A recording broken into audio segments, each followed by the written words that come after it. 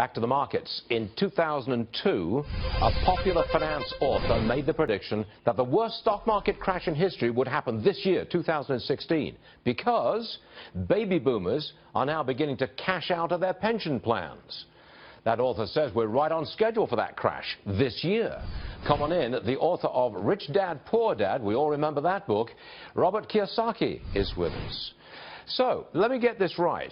The premise of this crash this year is that the first band of baby boomers hit 70 and a half this year.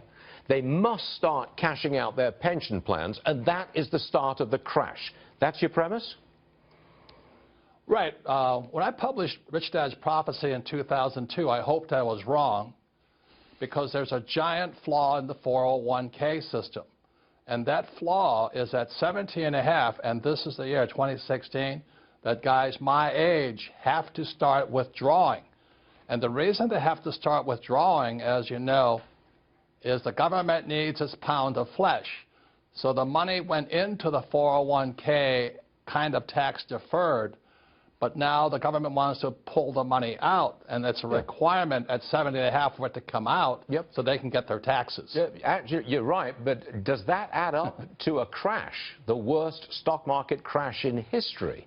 I mean, look, it's not that many baby boomers who hit 70 and a half this year and who have to start liquidating some assets. Not all of them have to liquidate assets simultaneously, and they don't have to liquidate all their assets.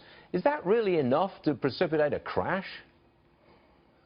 Well, I also said in Rich Dad's Prophecy, I got to take the whole context, the whole thing, is I said that terrorism would increase simultaneously. And as you can tell, it's already is coming true. And in January of 2016, I think trillions of dollars are wiped out this year. So I hope I'm wrong. But understand this, that most investors are not sophisticated in the 401k, and they're investing for capital gains. And capital gains only occurs when prices go up. But if prices don't go up, then they have to go someplace else. And you just said it this morning, we're approaching 18,000 again. The question is, are we going to see a 25,000 Dow? I don't think so. Okay, what are you doing with your money? If there's a big, huge crash coming, where are you invested? Well, there's capital gains and cash flow, and I've always been a cash flow guy. So when I talk to my old guys like me, I say, look, I'd buy a fourplex, live in one and rent out three. At least you have cash flow.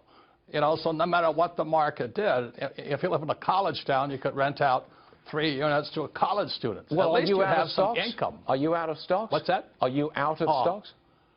I was out this summer, yes. Okay, all right.